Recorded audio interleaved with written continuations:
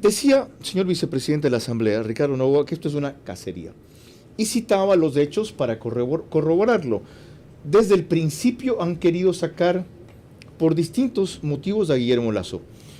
Ahora lo puedo entender, no necesariamente justificar, porque hay un cúmulo de errores, de vicios, de desvíos, de casos de corrupción inadmisibles.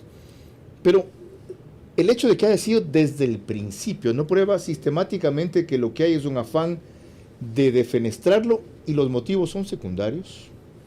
De ninguna manera. La Asamblea está para ejercer el control político, lo establece la Constitución y tenemos que ejercerlo. A unos les gustará, a otros no les gustará, al doctor Novoa veo que no le gusta, pero nosotros tenemos que hacerlo, nuestro deber, y eso es lo que estamos haciendo ahora mismo, así que creo que nos tiene sin cuidado lo que pueda decir. ¿Cómo votó usted la primera vez que se planteó un juicio político contra Guillermo Lasso y finalmente no prosperó? Eso fue el año pasado, luego del paro indígena, ahí voté que sí. En el tema de... no ha habido otro. Bueno, eso fue julio del año pasado. El año pasado.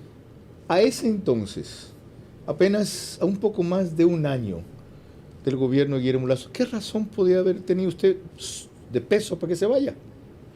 ¿Actualmente? No, a ese momento, el año pasado. El año pasado nosotros... Julio iba año 2 meses de gobierno. El año pasado nosotros como movimiento político, usted sabe que nuestra base social es la CONAIE, somos brazo político de la CONAIE y en consecuencia teníamos hermanos caídos en las calles. Lo mínimo que podíamos hacer es ejercer un control político respecto del abuso de poder que estaba ejerciendo el gobierno.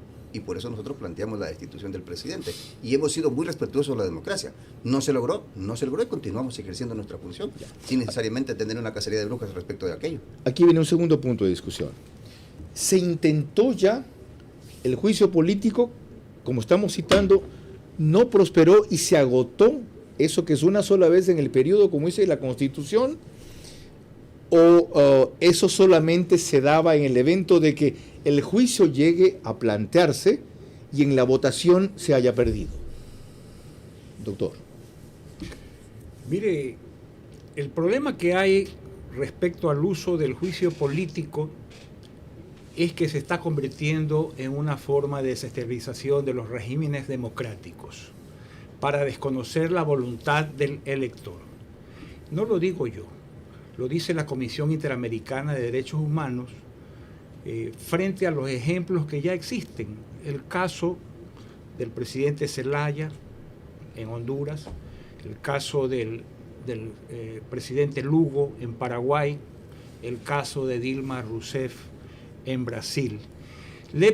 Como consecuencia de eso, se le pidió a la Corte Interamericana de que ponga unos parámetros necesarios para regular el juicio político que está siendo mal utilizado para ejercitar la función fiscalizadora que legítimamente le pertenece a la Asamblea o a los Congresos, pero que se necesita un doble conforme de esas resoluciones o por lo menos un control judicial de la decisión de destituir a un presidente.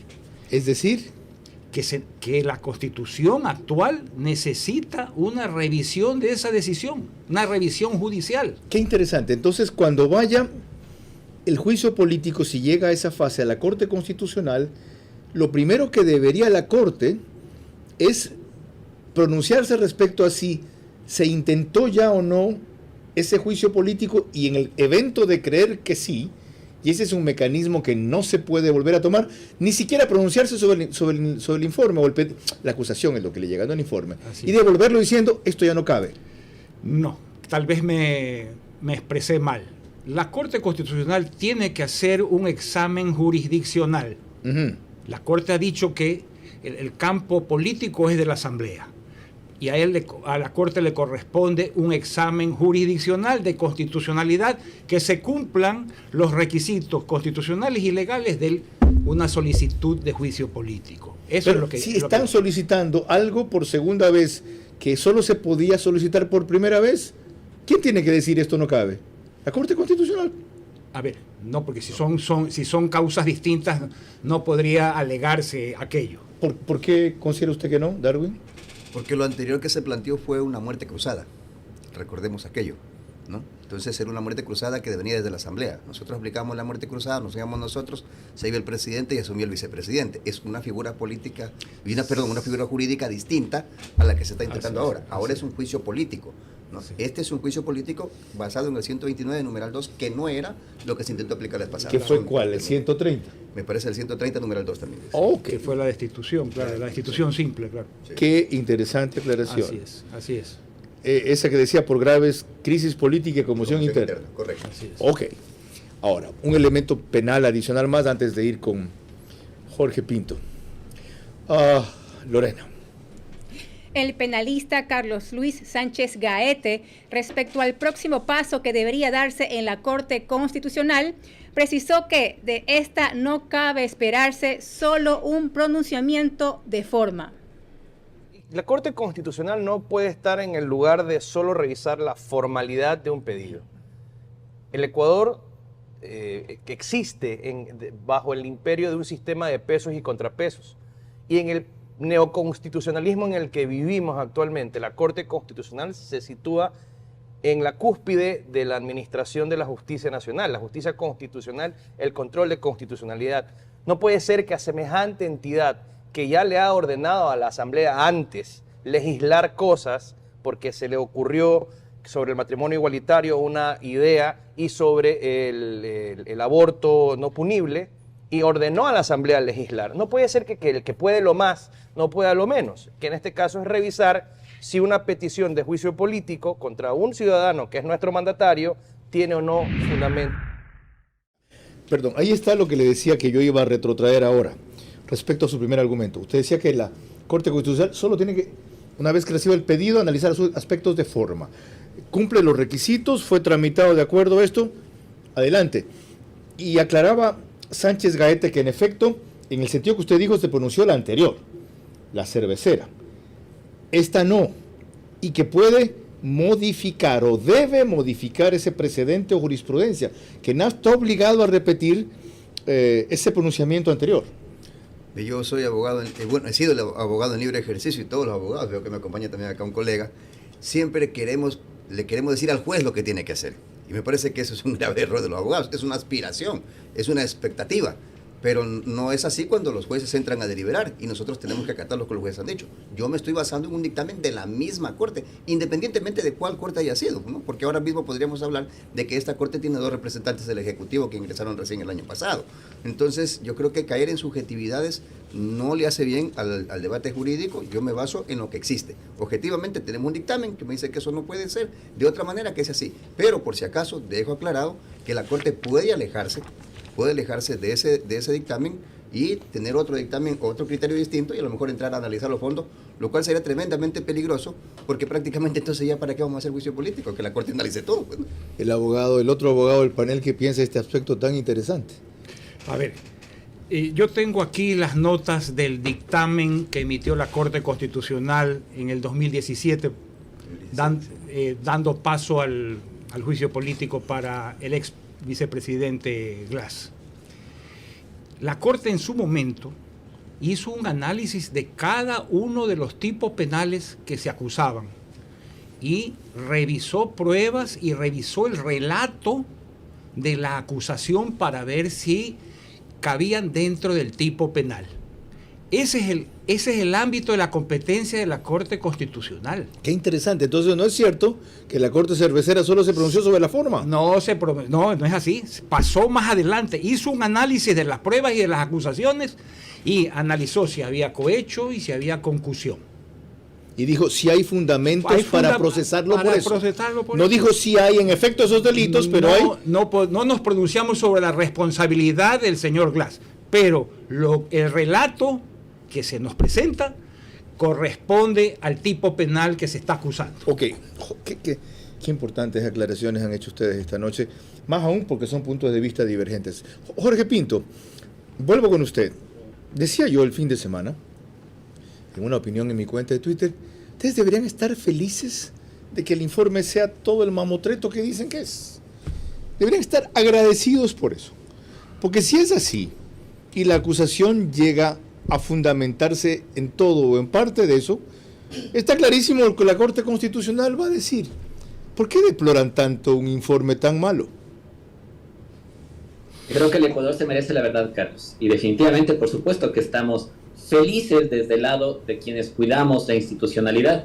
Pero por otro lado, también nos avergüenza saber que existen asambleístas de ese nivel, ¿no? Que terminan haciendo un análisis tan pobre como decir que el cohecho puede ser por omisión, más o menos como decir que el cohecho puede ser vía Wi-Fi o Bluetooth, que el dinero se recibe mentalmente enviando un mensaje, y usted sabe que así no funciona la ley. Y yo también coincido de que la Corte Constitucional tiene que hacer la revisión de fondo, porque al final son ellos los que tienen que dar paso con las causales correctas a un juicio político o no. Ok, más adelante tendremos aquí la opinión de un constitucionalista justamente sobre ese tema. Lorena. Cuando volvamos en la tercera parte de este programa, seguiremos con nuestros invitados, el asambleísta Darwin Pereira, el asambleísta Jorge Pinto y el jurista Jorge Alvear. Este juicio político al presidente Guillermo Lasso, no por ser eso, político, no puede ser irracional. Vera a su manera, crítico e independiente. Cuando nos juntamos, hacemos realidad lo que soñamos. Llevamos nuestra vida más lejos. Cumplimos lo que nos proponemos. Crecemos más con cada logro y alcanzamos nuevas metas. Con un banco que nos acompaña con soluciones a cada paso. Juntos, nada nos detiene. Banco Bolivariano, contigo.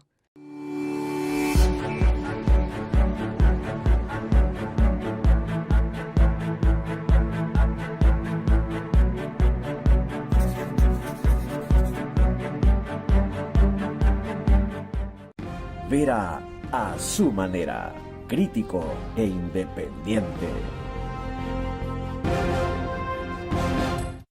Proseguimos, 22:44, seguimos en vivo. Antes de retomar la discusión, esta es la primera plana del Universo Mañana. La oposición alista pedido de juicio político a Lasso. Mujeres se movilizarán para exigir acciones al Estado. Esto es el miércoles 8. Aumento de personal en sector salud. Baleados 2 camiones que iban con periódicos. Verstappen ganó el inicio de Fórmula 1. Se acelera trámite para los pasaportes. Por fin. Expreso. Qué barbaridad esta vaina. Qué ineptitud. El drama de los reos toca a su círculo en forma de extorsión. Desde el primer día inicia la deuda casi impagable a los grupos mafiosos. Anaí Suárez, un récord de rebelión, los gastos hormiga digitales al acecho. El diario de Manabí, primera plana. Casos de dengue van en aumento en Manabí y Guayas. Apagan al bombillo. Emelec cae 2-1 ante Orense. Lenín Moreno, con medidas cautelares por caso Sinohidro, venderán otro lote en abril. Respecto al aeropuerto de Puerto Viejo, que nunca reabrieron, incumpliendo una promesa del presidente por su madre, con el exalcalde Casanova. Cosas así son realmente graves, no porque sea mi tierra, sino por la connotación que eso tenía. En fin, volvamos a lo nuestro. Lorena. El constitucionalista Carlos de Tomaso, quien escribe en el diario El Universo y es comentarista de Radio Centro, recordó en una entrevista con Carlos Vera el martes pasado que fue la Corte Constitucional anterior, la cervecera, la que consideró que estos temas solo debía referirse a cuestiones de forma. Y hoy en día la Corte, esta nueva Corte que yo sí al menos la defiendo, por más de que no me gusten ciertos fallos, tiene la oportunidad de corregir el sentido de este dictamen de juicio político del presidente, y lo tiene en sus manos, y por eso yo invito a leer a la Corte, que propiamente pues, a los asambleístas no han de saber ni qué son las actas de la constituyente, ¿no? Pero yo a la Corte sí le invito a leer el acta número 87 cuando se aprobó este artículo de la Constitución donde claramente se nota el sentido. Aclarado esto, que no coincidíamos en el punto entre todos los participantes de este programa, la otra pregunta de Darwin es, el juicio político no sigue. Coincide con su coidiaria Mireya Pazmiño y que le quedan las calles, más aún si usted ratificó aquí que la base social de ustedes es del movimiento indígena. Mire, no necesariamente quisiera coincidir con eso, al menos yo no deseo eso para el país. Personalmente, si usted me pregunta a mí, yo no desearía en este momento que los hermanos indígenas salgan a las calles versus el ejemplo que tenemos en el Perú, ¿no? Entonces, ese es un baño de sangre terrible, creo que nadie lo quiere. Sin embargo, también obviamente hay un tema de una explosión social, de una especie de olla de presión que por algún lado va a explotar. O sea, la gente no soporta más estar sin medicina en los hospitales, estimado Carlos. La gente no soporta más ver que sus hijos no pueden ingresar a las universidades. Solo la Universidad de Cuenca denunciaba que para este año le quitan $7 millones. O sea, ¿hacia dónde queremos ir? Yo coincido con usted. En educación, ¿no? Y mis inconformidades son mayores, porque Sí. vivo en la zona 8. Lo que pasa aquí es una barbaridad, hay una insensibilidad impresionante, hay una ratificación de una estrategia que no funciona. 33% se han aumentado entre el año pasado y los asaltos, los asaltos agravados. ¿Qué significa eso? Que como el combate está concentrado en el crimen organizado y el narcotráfico, están descuidados los demás delitos que se han multiplicado, y no voy a seguir con la ronda de quejas. ¿Saben qué otra cosa se han multiplicado? Los secuestros extorsivos. Señor Ministro del Interior, señor Comandante General de la Policía, señor Secretario de Seguridad, casi digo lo que no debo decir. ¿Ok? 33% han aumentado también los secuestros extorsivos. ¿Qué es lo que pasa? Que estadísticamente eso no se registra, porque parte de resolver los secuestros, que van sobre toda la clase media, los comerciantes, es no registrarlos. ¿Hay otra forma de hacer que rectifiquen, ya que usted dice que no está de acuerdo con que los hermanos indígenas van a las calles, porque sería un baño de sangre? El tema pasa porque nosotros podemos decir a camisa, los políticos, los periodistas, lo que usted quiera, pero la gente va a tener que de una u otra manera reclamar y de otra forma, y creo que la última esperanza que están jugando es en la Asamblea Nacional. Pero ustedes Conaya. representan a buena parte de esa gente. Si usted mismo rechaza en una actitud responsable esa vía, pudiera ser la más eficaz, pero puede ser la más sangrienta, ¿qué queda? Es que no, a ver, primero tenemos un presidente que ha demostrado que incumple todos los compromisos que adquiere. O sea, aquí nadie me va a decir que el presidente Lasso tiene un campeonato mundial en cumplir los compromisos que adquiere. Ninguno. No ha cumplido absolutamente nada. Le fallaba a la CONAIE, pero también le fallaba a los médicos, pero también le fallaba a los profesores, le fallaba a todo el mundo. No hay una promesa del presidente desde que asumió el poder que haya llegado a un lugar y haya cumplido. Yo le recuerdo a usted que lo nombró al vicepresidente supuestamente para que dirija el Frente de Salud. ¿Qué ha solucionado en materia de salud? Ni siquiera tenemos ambulancias, por si acaso. Tanto que le toca ir al propio presidente a supervisar los hospitales para que se mueva.